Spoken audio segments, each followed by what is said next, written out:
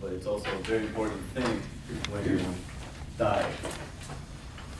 The worst thing that can happen is panicking while being 90 feet underwater and not being able to surface quickly. Diving every 30 feet is 1 minute. You're 90 feet down, it takes you 3 minutes to come up to the surface. And to make things even more complicated, you can't speak. You have a regulator in your mouth. Nobody can hear you. Sign language is what rules the world underwater. You usually are paired with a buddy. If you see a master diver do this, he's buddy up. Go with your partner and help each other out. Well, you have to communicate to your partner. So how do you do that? Is your partner okay? This is not a sign that you want to show your partner. It means go up. If you're okay, you go, okay, okay. So sign language is really important. You go, there's a few things that you learn. You can also do okay this way, so that the boat can see you. You can show your partner there's something going on. You can point to different type of fish. You see a turtle, or you see a hammerhead shark, or you see a normal shark. Or if it's a small shark, you can do that. But on one of my first dives, with just my body and nobody else, we're down 30 feet, and I see a reef shark. So instantly I'm like, shark, let's go follow it. That is not what my partner thought. My partner, this is the sign for which way do you want to go. I see shark, she sees. So I start going after the shark, I look back, she's going out. So I guess I should have done this.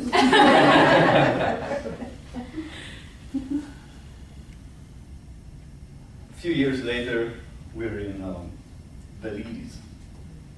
Belize has an area, it's called the Blue Hole, which is basically a sinkhole that happened in the ocean.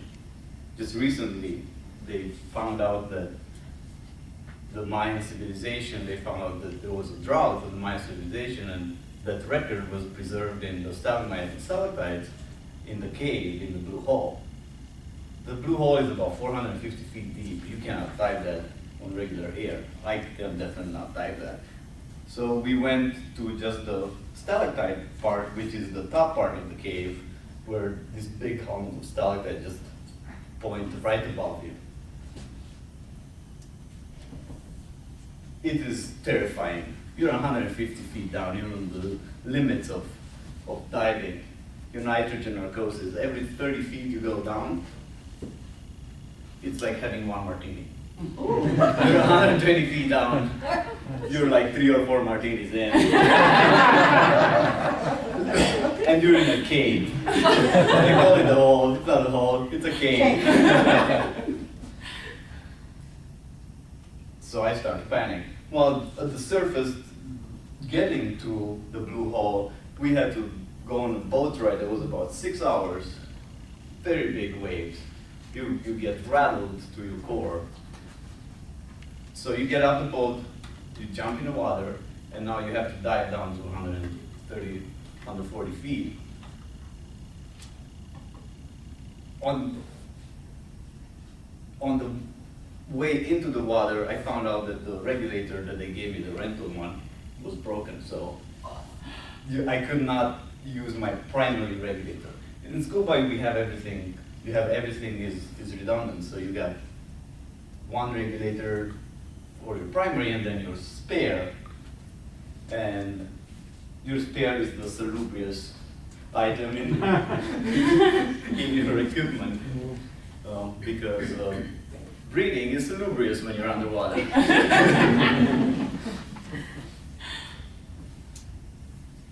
So I start using my spare, and the spare usually is harder to breathe out of. They're not as high tech. They're much cheaper regulators. But I tell my dive instructor, I come up to the surface, I show him it's broken. They're like, oh, just use the spare. It's okay, man. Don't worry. You believe.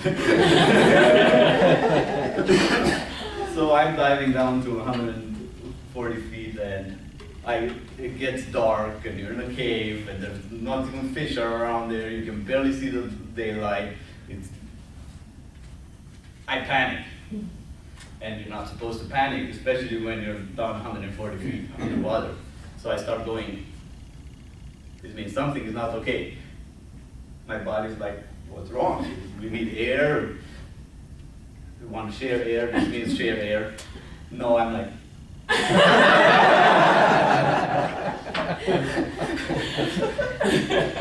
this is what is going on to me. I'm holding my camera, taking pictures. That's how I'm clinging to life. Well, the dive master goes like this with my body, so we stay together. And I'm clinging to life by taking pictures randomly of nothing. I looked at my pictures afterwards. There was absolutely nothing in my camera. It was dark there. I did not think about adjusting the settings or anything. I'm just taking pictures and taking pictures. So we slowly start coming back up, because you can't hang out a long time with 140 feet. You go there for a minute, even though it felt to me like it was half an hour, and we come back up.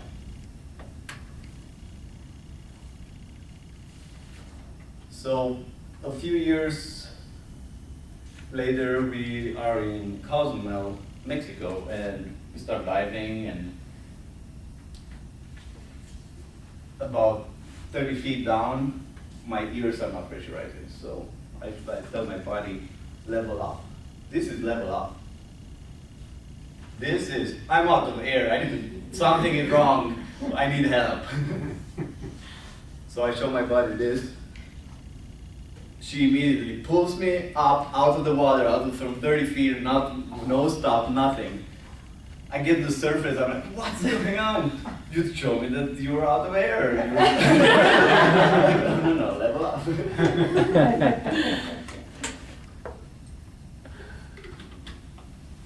Thailand, I panicked again. This time I can't breathe. The air in the tank is really dry, so it gets hard. There's no humidity, so it gets hard to breathe.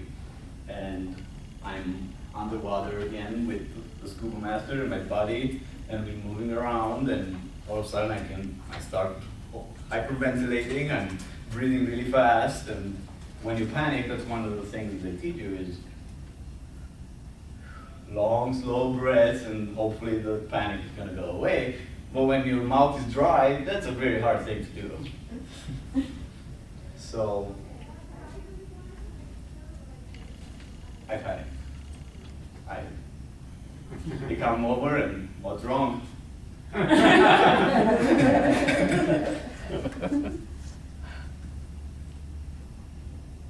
So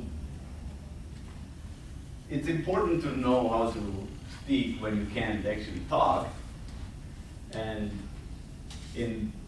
there's the only time that in my life I had to actually deal with having my life being dependent on it. People that need to do sign language on a regular basis because they don't have the ability to talk, it gives me a new perspective of what their life must be like, because you're really clinging to make sure that everything you do is really just based on the way your body speaks. And my conclusion to the whole thing is, do not panic, use your body, and communicate. Thank you.